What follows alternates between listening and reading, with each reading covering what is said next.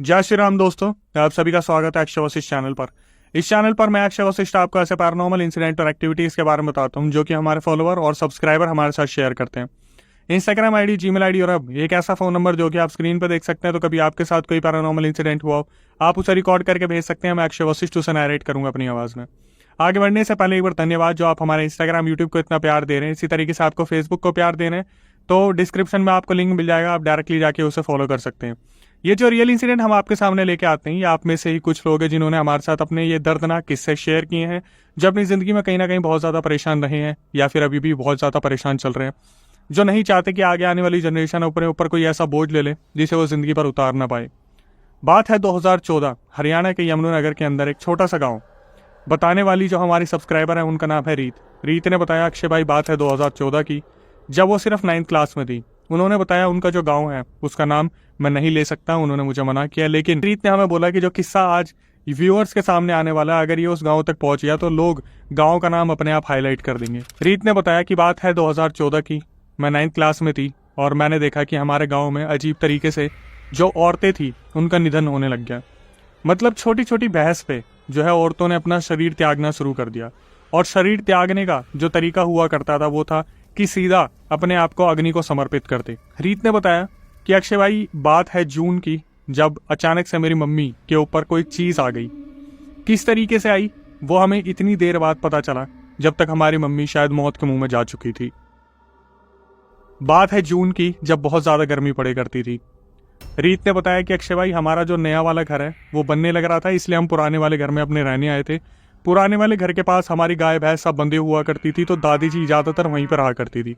और मम्मी जो थी वो अपनी दोस्तों के साथ, जो गांव की और औरतें थी उनके साथ दोपहर के 2 बजे ऊपले पोतने गई थी। अब मम्मी ने बाद में बताया कि जब वो वहां पर औरतें आपस में मजाक वगैरह कर रहे थे तो दूर दूर तक उनके आसपास कोई भी नहीं था। मम्मी ने अपनी किसी दोस्त से बोला कि इतनी गर्मी हो रही है यार, कोई जाके पानी वानी लेके आ जाओ। तो उनमें जो एक औरत थी उसका घर बहुत करीबी पे था। तो मम्मी से उस औरत ने पूछा कि चाय बना के लाऊं या फिर शिकंजी बना लाऊं। और मम्मी ने 1 सेकंड में बोल दिया कि इतनी गर्मी में चाय थोड़ी ना पियेंगे, जैसे शिकंजी बना ला। इन लोगों ने इस चीज का बिल्कुल भी ध्यान नहीं दिया कि जहां पर ये ऊपले पोत रहे हैं उससे कुछ ही दूरी पर एक शमशान था। रीत ने बताया कि मेरी मम्मी ने और बाकी औरतों ने वहां पर शिकंजी पी और वो काफी मीठी शिकंजी थी। शिकंजी पीने के बाद मम्मी घर पे आ गई, सब औरतें अपने अपने घर चली गई।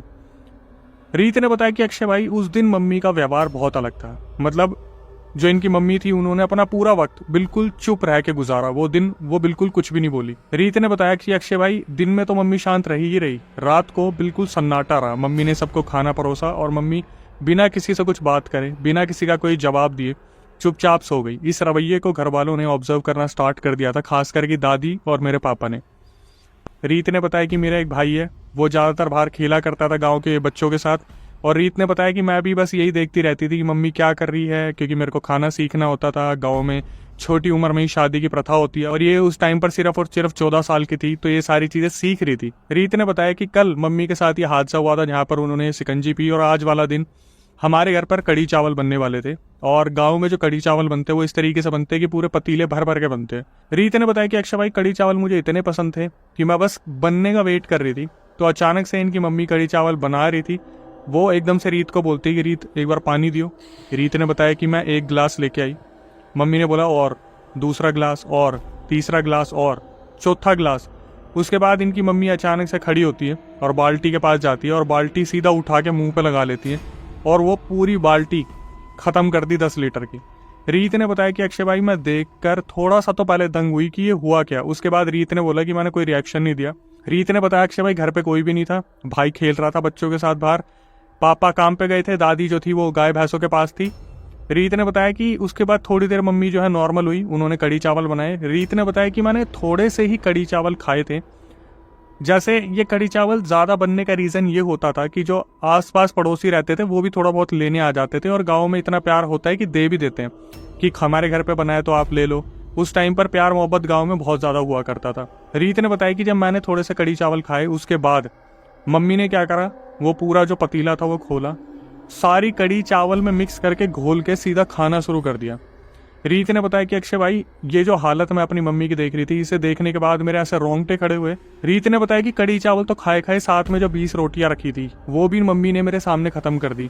ये सारा खाना हमारे पूरे परिवार के लिए बना था, लेकिन मम्मी ने ये सारा खाना अकेले खत्म कर दिया।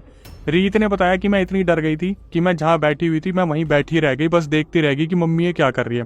और रीत ने बताया जो खाने का तरीका था वो इतने जंगलियों वाला था, जैसा मम्मी पहली और आखिरी बार कुछ खा रही है, हाथ में मुट्ठी भर भर के कड़ी चावल खाने शुरू करे। रीत से अचानक से उनकी मम्मी बोलती है पानी दे। रीत बोलती है कि नहीं, अभी आपने खाना खाया, एकदम से पानी कैसे पी लोगे। उनकी मम्मी की टोन चेंज हो गई और उन्होंने अचानक से बोला ना पानी दे। रीत ने बताया मैंने ये सुना और मैं सीधा बाहर भागी। उनकी मम्मी बोलती रही कि पानी दे पानी दे। रीत ने बताया मैं सीधा अपनी दादी के पास गई जहाँ पर गाय भैंस बंधे हुए थे, और वहाँ पे जाके सीधा बता दिया दादी मम्मी ने सारा खाना खत्म कर दिया और मेरे को लग रहा है मम्मी अजीब तरीके से बातें कर रही है। दादी ने 2 मिनट तो सोचा कि क्या ऐसा क्या हो गया। दादी ने बोला चल चल के देखते हैं। जब दादी वापस आई तो दादी ने देखा कि जो रीत की मम्मी थी वो उकड़ू बैठी हुई थी और ऐसे ऐसे आगे पीछे हिल रही थी। ये जब सेंटेंस रीत ने बोला उसके बाद अभी लाइव रिकॉर्डिंग में उन्होंने बोला कि अक्षय भाई मैं जब ये सीन याद करती हूँ ना मैं बुरी तरीके से दहल जाती हूँ। मम्मी ऐसे ऐसे हिल रही थी और दादी हमारी लीडर थी। दादी सीधा आगे गई और उनके बगल में बैठी और बोली कि हाँ ये बच्ची क्या बता रही है कि तेरे अंदर कोई जानवर आ रखा है, तूने सारा खाना खत्म कर दिया। बस मेरी मम्मी ने दादी को ऐसा मुस्कुरा के देखा और अचानक से बोला कि पानी दे। दादी ने बोला कि तमीज से बात कर, किससे बात कर रही है तुझे मालूम होना चाहिए। तो उसने सीधा बोला ना पानी दे, समझ नहीं आता पानी दे। रीत ने बताया मैंने अपनी मम्मी को ना कभी दादी जी से ऐसा बात करते नहीं देखा था और गांव में कभी ऐसा होता भी नहीं था। दादी को अचानक से इतना ज्यादा गुस्सा चढ़ गया, दादी ने 2 थप्पड़ लगा दिए और 2 थप्पड़ लगाते ही सीधा बाल पकड़ लिए। बाल का जूड़ा पकड़ते ही जो मम्मी थी उसके अंदर पता नहीं कौन सी एंटिटी आई, उसने दादी का हाथ पकड़ लिया। जब दादी का हाथ पकड़ा तो दादी इतना ज्यादा गुस्सा हो गई, उन्होंने रीत को बोला रीत एक बार बाहर जा और आंगन में देख या बाहर देख, कहीं ना कहीं कुत्ते की टट्टी पड़ी होगी, उसे उठा के लेके आई, इसे वही खिलाएंगे आज। और दादी अचानक से पूछने लगी कौन है तू, सच सच बता कि तू है कौन, मेरे घर में आने की तेरी हिम्मत कैसे हुई।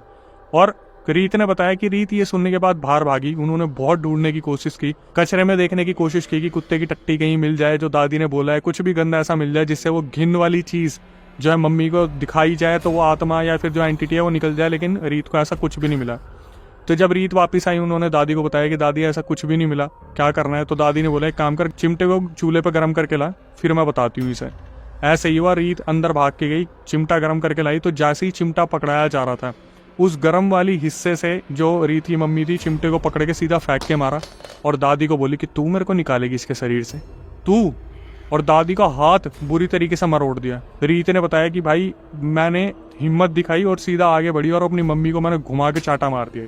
जब रीत की मम्मी ने या उसके अंदर की एंटिटी ने रीत की तरफ बढ़ने की कोशिश की चाटा लगने के बाद, तो दादी ने क्या करा, सीधा बाल पकड़े और खींच के बेड पे लेटा दिया और रीत को बोला कि फटाफट से इनके हाथ पकड़। रीत ने अपनी मम्मी के हाथ पकड़े तो दादी ने बोला कि फटाफट जूड़ा बांध, मैं हाथ पकड़ती हूँ। तो रीत ने बोला कि भाई मेरे को तो जूड़ा बांधना आता नहीं था, दादी को मैंने बोल दिया दादी आप ही करो। रीत ऑलरेडी बहुत ज्यादा डरी हुई थी, वो कांप रही थी क्योंकि अपनी मम्मी को उन्होंने इस तरीके से नहीं देखा था, लेकिन दादी बार बार यही बोल रही थी रीत हाथ पकड़िए, तेरी मम्मी नहीं है, इसके अंदर कोई और आ रखा है। दादी जी ने कहीं ना कहीं से एक पेन ढूंढा और जूड़े को कैसे ना कैसे करके बांध दिया। जैसे जूड़े को बांध दिया, रीत की जो मम्मी थी वहीं पर बेहोश हो गई। अब फटाफट से दादी ने बोला रीत को कि ताऊ और ताई को बुला के लेके आ। उनका घर कुछ ही 1-2 किलोमीटर पे था। रीत भागी भागी गई और उन्हें बुला के लेके आई। जब ये लोग घर पे आए रिश्तेदार वगैरह, तो उनके पापा अभी तक भी नहीं आए थे जो रीत के थे। तो ताऊ ताई आए और रीत की मम्मी को जब वो बैठ के देख रहे थे तो उस टाइम पर रीत की मम्मी बेहोश पड़ी थी। थोड़ी देर में वो उठती है और बोलती है क्या हुआ, आप लोग यहाँ क्या कर रहे हो, सब क्या हुआ, सब ठीक है। तो ताऊ ताई ने पूछा कि एक बात बता क्या हो गया था तेरे को, तू बेहोश हो गई। तो रीत की मम्मी बताती कि मैं तो ऐसे ऐसे काम कर रही थी, ऊपले पोत रही थी, फिर उसके बाद मैं घर पे आई, मुझे लगा मेरी तबीयत खराब हो रही है, मैं सो गई और फिर उसके बाद तो मैं उठी, अभी मुझे कुछ याद ही नहीं है। मतलब सबको समझ में आ गया था कोई हवा आई थी और उसने इतना सब कुछ कर दिया जहाँ पे रीत की मम्मी को कुछ याद ही नहीं है। उन्होंने कहा कि भाई अपना मंदिर तो जला लो, कम से कम उसमें जोत वोत लगाओ। तो रीत ने बताया कि अक्षय भाई हमारा नया घर तो बन ही रहा था और हमें वहाँ पे जाना ही था। तो इस टाइम पर क्या हुआ, हमने जो है मंदिर को बिल्कुल बंद कर दिया था। तो फटाफट से मंदिर को दोबारा खोला गया, उसमें जोत लगाई गई, अगरबत्ती लगाई, धूप वगैरह जलाई और इनकी मम्मी को उस वाले कमरे में ले जाया गया। अब शाम होती है, शाम को रीत के पापा आते हैं और रीत के पापा को बताया जाता है दादी, और रीत बताती है कि ऐसे ऐसे जो है मम्मी ऐसे कर रही थी। दादी ने बताया भाई ऐसे ऐसे इसके अंदर पता नहीं कौन सी हवा आ गई थी, क्या था क्या नहीं था समझ में ही नहीं आया। तो रीत के पापा ने बोला कोई नहीं, अगर ऐसा हुआ था तो अभी तो बिल्कुल सही लग रही है, मेरे हिसाब से कोई चीज़ आई थी वो चली गई वक्त के साथ। इन्हें लग रहा था कि ये बात आई गई होगी, लेकिन ये आई गई वाली बात नहीं थी, क्योंकि इन्हें मालूम नहीं था कि जिस चीज़ की शुरुआत हो चुकी थी वो किसी एक को इनके घर में लेके जा सकती है। रीत ने बताया कि अक्षय भाई पापा है, उन्होंने पूरी रात मम्मी का जो एक व्यवहार था उसे ऑब्जर्व किया। उस रात तो कुछ भी नहीं हुआ, अगले दिन पापा काम पे चले गए और मम्मी की तबीयत बहुत ज़्यादा ख़राब हो गई। उनको 102 फीवर हो गया और उनकी बॉडी ऐसे तपती रहती थी जैसे उन्हें आग की भट्टी पे लेटा रखा हो। शाम को पापा वापस आते हैं और कुछ डॉक्टर्स को लेके आते हैं। डॉक्टर देखते हैं कि भाई इनकी तबीयत ख़राब है तो दवाई वगैरह दी जाती है। तो पापा जो थे रीत के वो भी आराम करने के लिए लेटते हैं और जो उनकी मम्मी थी वो ऑलरेडी लेटी हुई थी। और जो रीत और उनके भाई थे वो बाहर ही कमरे से खेल रहे थे कोई गाड़ी वाड़ी के साथ। रीत ने बताया कि मेरे को तो थोड़ा बहुत विजिबिलिटी थी कि मम्मी कहाँ लेटी है, पापा कहाँ लेटे हैं। अचानक से रीत ने देखा कि उनकी मम्मी खड़ी होती है, उनके पापा की तरफ जाती है और उनके पापा का गला दबा देती है। उनके पापा ने अपने आप को छुड़वाने की इतनी कोशिश की फाइनली एक घुमा के लात मारी पेट में। जब मम्मी उनकी दूर जाके गिरी रीत की तो उनके पापा बोले कि तू पागल है क्या, तू मेरा गला क्यों दबा रही है। उनकी मम्मी बोलती है कि मेरे को बस इतना दिखा जैसे यहाँ पर कोई लेटा हुआ है, उसका आधा चेहरा जला हुआ है और मैं खुद को रोक नहीं पाई। अब ये देखने के बाद और भी ज़्यादा दिक्कतें बढ़ गई कि भाई क्या हो रहा है, लेकिन इनके जो समझ में चीज़ें आ नहीं रही थी वो अब उस लेवल पर जाने वाली थी जहाँ पर इनके पूरे गांव के इतने रहस्य खुलने वाले थे जो इन्होंने ज़िंदगी में नहीं सोचा था। अब इसके बाद क्या हुआ, इनकी मम्मी साइड में जाके बैठ गई और इनके पापा जो है एक बीड़ी जला के बैठ गए और उन्होंने अपनी बीड़ी जलाई, धीरे धीरे बीड़ी पीनी शुरू करी। तो इनकी जो मम्मी थी रीत की वो इनको देख के मुस्कुराने लगती है, स्माइल करने लगती है। तो इनके पापा जो थे अचानक से समझ गए नहीं, ये वो तो नहीं है जिससे मैंने शादी की है, ये कोई और ही है जो इस तरीके से बार बार मुझे देख रही है और ऐसा मुस्कुरा रही है जैसे मेरे साथ कोई गड़बड़ है। इनके पापा उठते हैं, सीधा इनकी मम्मी के पास जाते हैं, बाल पकड़ते हैं और चाटे मारने शुरू कर देते हैं कि सच सच बता तू कौन है तू सच सच बता दे। और फिर इनके सामने खुलता है एक ऐसा राज जिसको सुनने के बाद पूरे गांव का रहस्य इनके सामने आया। यहाँ पर आके एक दूसरी औरत ने इनके मुंह से आवाज़ निकालनी शुरू की और अपना नाम बताया कि मैं कौशल्या हूँ। कौशल्या, वो कौशल्या जो एक टाइम पर इनकी मम्मी की दोस्त हुआ करती थी, लेकिन किसी बात पे ऊपले पोतते वक्त उनकी लड़ाई हो गई और फिर इनकी बात बंद हो गई थी। तो इस औरत का आखिर हुआ क्या और इस औरत ने कैसे इनकी मम्मी के शरीर पर कब्जा जमाया। अब इस चीज़ के बाद रीत ने पूरा हिस्सा खोला कि अक्षय भाई जिस महीने मेरी मम्मी पॉजेस हुई उससे 1-2 महीने पहले एक औरत थी जिसकी अपने घर में बहुत तगड़ी बहस हुई थी। इतनी तगड़ी बहस हुई थी कि उसने क्या करा, सीधा मट्टी तेल उठाया और अपने ऊपर डाला और अपने आप को वहीं की वहीं भस्म कर लिया। और जब ये सब कुछ हो रहा था तो गांव के बहुत सारे ऐसे लोग थे जो कमज़ोर दिल के थे जो सामने नहीं आए। लेकिन रीत ने बताया कि मेरे घर वालों ने मुझे बहुत रोका, लेकिन मैं दूसरी गली से निकल के देखने गई। जब मैंने देखा तो आग की लपटें इतनी ऊपर ऊपर तक जल रही थी और वहाँ पर वो जो स्त्री थी वो भाग भाग के एक ही बात बोल रही थी कि मुझे पानी दो, मुझे पानी दो, मुझे पानी दो। इसलिए उसके पानी पीने की चाहत इतनी थी कि जब भी वो कहीं दिखती थी सीधा किसी को भी वो सीधा पानी मांगने लगती थी। और इस दौरान क्या हुआ, 1-2 महीने के अंदर बहुत सारी ऐसी औरतें थी जिन्होंने अपने घर पर बहस की और इस छोटी सी चीज़ को लेकर उन्होंने अपने आप को अग्नि को समर्पित कर दिया। जब कहीं ना कहीं वो बच गई तो उनसे पूछा जाता था तूने ऐसा क्यों किया, था वो औरतें बोलती थी हमने ऐसा नहीं किया, हमसे ऐसा करवाया गया है। और उस चीज़ के पीछे किसका हाथ है, कौशल्या का। अब ये बात जब ज़्यादा बढ़ी क्योंकि वो औरत जो थी उसके अंदर जीने की चाह थी, लेकिन ये जो चीज़ उसने कर दी, जो सबसे पहले गई थी कौशल्या, उसने ये चीज़ इस तरीके से कर दी कि मैं एक ऐसी धमकी दूंगी अपने पति को जिससे सब कुछ ठीक हो जाएगा। क्योंकि उसके जो पति थे वो सब बहुत ज़्यादा डांटा करते थे, बहुत ज़्यादा मारा करते थे और रीज़न सिर्फ छोटे छोटे होते थे कि बच्चों से कुछ गिर गया तो उसके पति ये बोलते थे बच्चों के ऊपर कोई चीज़ गिर जाती तो तू वहाँ देखने के लिए थी। इस चीज़ को लेकर जो है पूरी की पूरी ये दास्ता चलती आ रही थी। और अब शिकार कौन हुई थी, रीत की मम्मी।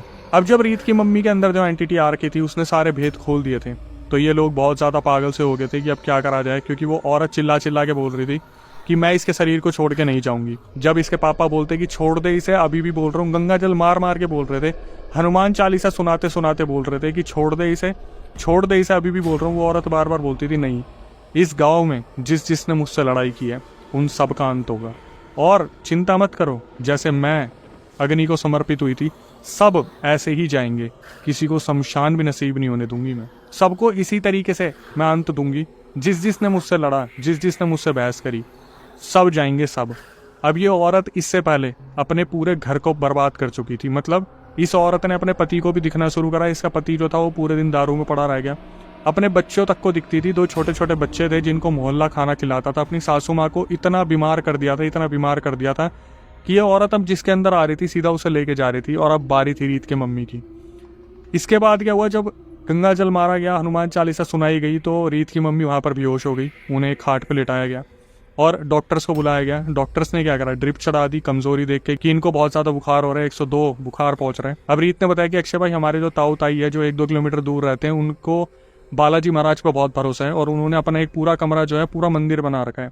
तो ताई जी के वहाँ पर कभी कभार जो है बालाजी के गुरुजी आते थे, तो फटाफट से फ़ोन मिलाना शुरू करा। वहाँ पर इतनी एडवांस टेक्नोलॉजी नहीं थी कि वहाँ पर हेडसेट हुआ करते थे, तो वहाँ लैंडलाइन थे। बड़ी मुश्किल से फ़ोन मिलाने की कोशिश की, लेकिन वो जो बालाजी महाराज में जो बैठा करते थे गुरुजी, उन्होंने फ़ोन नहीं उठाया। 1 दिन कोशिश करी, 2 दिन कोशिश करी, 3 दिन कोशिश करी, लेकिन उन गुरुजी से संपर्क हो ही नहीं पाया। जबकि ये लोग रोज रीत की मम्मी के ऊपर गंगा जल छिड़कते, हनुमान चालीसा बोलते और उनकी मम्मी की तबीयत दिन पे दिन खराब होती जाती। टेम्परेचर 102 से नीचे नहीं आ रहा था और उनकी बॉडी इतनी ज़्यादा तपने लगी कि समझ में नहीं आ रहा था। बड़ी मुश्किल से चीज़ें कंट्रोल करने की कोशिश की जा रही थी, लेकिन शायद बहुत बहुत ज़्यादा देर हो गई थी चीज़ों को संभालते हुए। बड़ी मुश्किल से 3-4 दिन बाद एक नंबर निकाल के कहीं से पता वता करवा के जो बालाजी महाराज में गुरुजी बैठते थे उनसे फ़ोन पे बात हुई। उन्होंने बोला कि मैं अभी 3-4 दिन यहाँ पर हूँ ही नहीं। तो उनसे बोला गया कि ऐसे ऐसे रीत की मम्मी की हालत बहुत ज़्यादा ख़राब हो रही है और वो औरत है कौशल्या जो इसके शरीर में आ रखी है, तो अब क्या करा जा सकता है।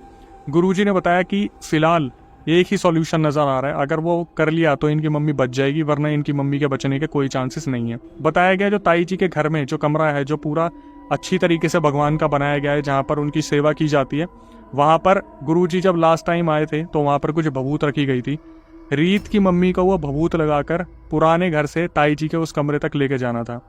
अब ये सुनने के बाद जितने भी रिश्तेदार थे वो सब हिल गए थे, क्योंकि पता था कि रीत की मम्मी को अगर किसी ने छेड़ा तो मौत का तांडव मच सकता है। गुरुजी ने बोला कि आखिरी चांस यही है, अगर इस बार तुम टाइम पर अगर वहाँ तक ले गए तो तुम बच जाओगे, अदरवाइज इनकी मम्मी को कोई नहीं बचा सकता। चलो भाई, अब रीत ने बताया कि वो पल शुरू होना था जहाँ पर सबसे स्कैरी पार्ट आने वाला है, जहाँ सबसे डरावना हिस्सा आने वाला है कि 4-5 रिलेटिव आए जो सारे मर्द थे घर के, वो मेरी मम्मी को उठाने की कोशिश करते और मेरी मम्मी किसी से उठती ही नहीं है। बबूत लगाई तो मम्मी का वजन हल्का हुआ। जो पापा थे वो लेके भागना शुरू करते ताई जी के घर तक, और ताई जी के घर तक तो सब कुछ ठीक था। जैसे बबूत का असर कम हुआ, ताई जी के घर में कदम रखते ही मम्मी ने सबको उठा के फेंकना शुरू कर दिया, धक्के मारने शुरू कर दिए। फिर दोबारा वही सब कुछ शुरू हुआ, गंगा जल हनुमान चालीसा करते करते करते करते धकेला मम्मी को, और उस कमरे में जैसी मम्मी पहुंची वो एंटिटी, वो आत्मा, वो भूत प्रेत उतर के मेरी मम्मी से उतर के वहां से चला गया और मम्मी बिल्कुल नॉर्मल हो गई। अब जो चीज़ें गाँव वालों से छुपाई जा रही थी वो गाँव वालों के सबके सामने आ गई और सबको पता चल गया कि ये औरत जो है इसके अंदर वो कौशल्या या वो आत्मा आ रखी है। गाँव में ये डिस्कस होता था कि अब इस घर में किसी का अंत निकट आ गया, क्योंकि जिस भी घर में किसी भी औरत की उसके पति से लड़ाई होती थी वो औरत अपने आप को अग्नि में समर्पित कर देती थी। लेकिन जब इन्होंने ये सोचा कि ताई वाले घर तक आ गए हैं, कमरे में धकेल दे गया है, तो अब सब कुछ शांत हो जाएगा, ये इनकी सबसे बड़ी भूल थी। रीत ने बताया कि अक्षय भाई, ताई जी वाला जो कमरा था वो पूरा क्लिनिक में कन्वर्ट हो गया। डॉक्टर्स वहाँ आते, मम्मी को ड्रिप चढ़ाते, ग्लूकोज चढ़ता, पानी वहीं, खाना वहीं, सब कुछ वहीं। मम्मी उस कमरे में रहती तो पॉजिटिव, और बाहर निकलने का तो सवाल ही नहीं आता।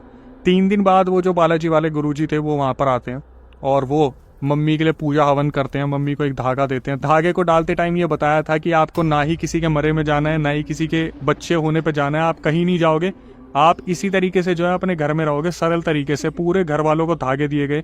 जो गांव वाला आगे आता गया और बोलता गया कि गुरुजी हमें भी धागा चाहिए, सबको धीरे धीरे धागे देने शुरू कर दिए। लेकिन यहाँ से क्या हुआ, रीत की मम्मी तो बच गई, लेकिन अब गाँव में वो जो औरत थी वो अपने आप को अलग अलग जगह पर दिखाना शुरू करती है। गांव में कोई इंसान है, अगर वो कहीं कोने में जा रहा है वहीं दिख जाती, कोई रात को आ रहा है वहां दिख जाती। जिस घर में ये औरत रहती थी कौशल्या, उसके बगल वाला जो घर था, उन घर वालों ने तो इतना तक बोला कि हमारे लिए तो बहुत आम बात हो गई है कि हम घर में घुसते और निकलते हैं तो कौशल्या हमें खिड़की पे खड़ी दिख जाती है। गाँव में जब अलग अलग जगह पर कौशल्या दिखनी शुरू हुई और रीत की मम्मी ठीक हुई, उसके बाद गांव में और भी बहुत सारी औरतें थी जिनके ऊपर कौशल्या कहर बन के बरसी और उन्हें अपने साथ लेके चली गई। घरों में छोटी छोटी लड़ाई होती और लोग पहले ही प्रिडिक्ट कर देते कि इस घर में अब कौशल्या आएगी और लेके जाएगी। हालांकि मैं आपकी क्लैरिटी के लिए एक चीज़ कंफर्म कर दूं कि ये कौशल्या नाम मैंने ही दिया है, ताकि हम बार बार एंटिटी और भूत प्रेत ना करें, इसलिए उनका नाम कौशल्या नहीं है, कुछ और है जो हमें रीत ने बताने के लिए मना किया है। चीज़ें गाँव में इस कदर बढ़ने लगी कि सुबह होने पर या तो कोई आदमी बेहोश मिलता, किसी कोने में औरत बेहोश मिलती। तो गांव वालों ने फटाफट से एक डिसीजन बनाया, गुरुजी को बुलाया और गुरुजी को बोला कि हमें गांव को पूरे को बांधना पड़ेगा। रीत के घर वालों को तो धागा दे दिया, रीत का पूरा घर भी किलवा दिया, लेकिन अब बारी थी पूरे गाँव के किलवाने की। तो गाँव में एक शोभा यात्रा निकाली गई, जहाँ पर जितने भी मंदिर थे वहाँ मंदिर पर गंगा जल के साथ साथ लकीरें खींची गई और वहाँ पर पूरी जो है एक बाउंड्री बना दी गई।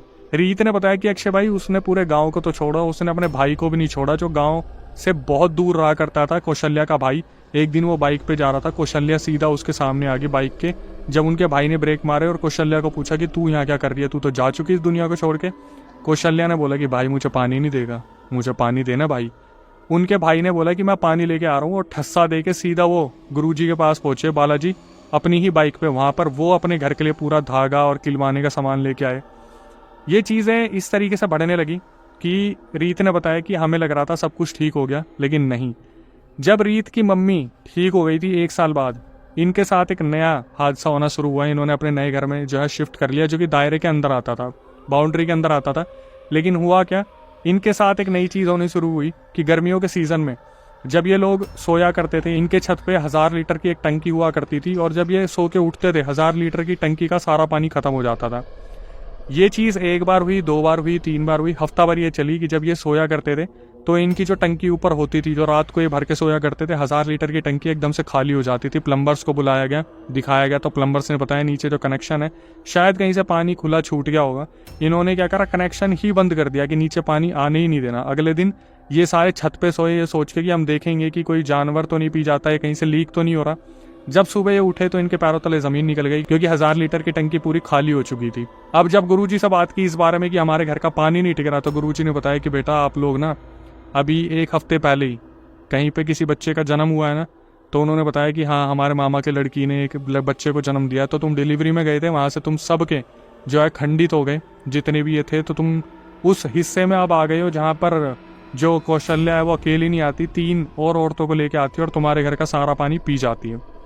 ये बोलने के बाद रीत ने बताया कि अक्षय भाई हम घर में इतने डरे डरे रहते थे कि हमें बताया गया था और हमसे फिर भी खुशी खुशी के अंदर इतनी बड़ी गलती हो गई। तो गुरुजी को दोबारा बुलाया गया, पूरा घर किलवाया गया, फिर दोबारा ताबीज़ दिए गए। लेकिन आज भी ये यमुनानगर के अंदर के जो गांव है उसकी पूरी प्रथा है कि अगर उस बाउंड्री से बाहर रात को कोई इंसान दिख जाता है तो कौशल्या उसे दिख जाती है। ये पूरा किस्सा अभी भी इसी तरीके से जो है स्टिल कंटिन्यू है उस गाँव में।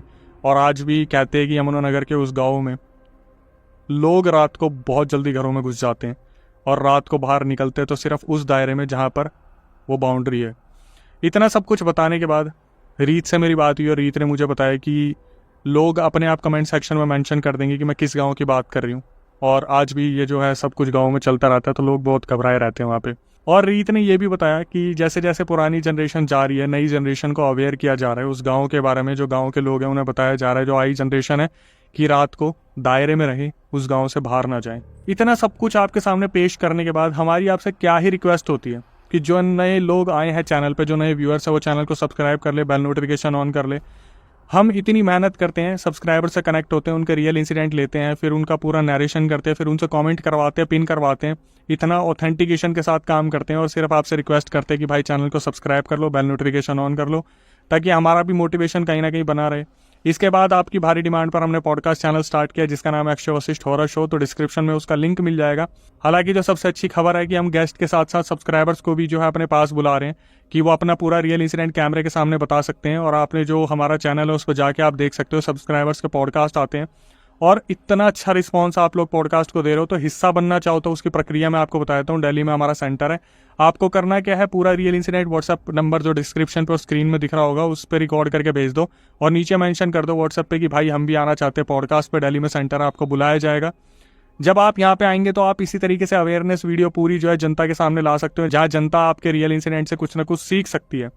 इसके बाद आपके साथ कोई पैरानॉर्मल इंसिडेंट हुआ हो तो आप उसे रिकॉर्ड करके भेज सकते हैं, मैं अक्षय वशिष्ठ उसे नैरेट करूंगा अपनी आवाज़ में। इंस्टाग्राम यूट्यूब को जो आप प्यार दे रहे हो उसके लिए बहुत बहुत धन्यवाद। इसी तरीके से अब आपको फेसबुक को भी प्यार देना है तो डिस्क्रिप्शन में लिंक है। जितना ज़्यादा हो सके सतर्क रहो भाई, मीठा मत खाओ, भरी धूप हो, शाम हो, कुछ हो, बाहर निकल के इस तरीके से मीठा मत खाओ कि आप किसी को दावत दे दो, खास करके कब्रिस्तान शमशान के आसपास, क्योंकि बहुत सारी आत्माएं हैं जो कहीं ना कहीं वेट करती है आपकी किसी गलती का। सोचिए अभी आप ये वीडियो देख रहे हैं और आप मीठा खा रहे हैं। अगले टारगेट कहीं आप ना हो। तो यही कहूँगा, नई वीडियो नए पॉडकास्ट आने तक stay tuned with the channel.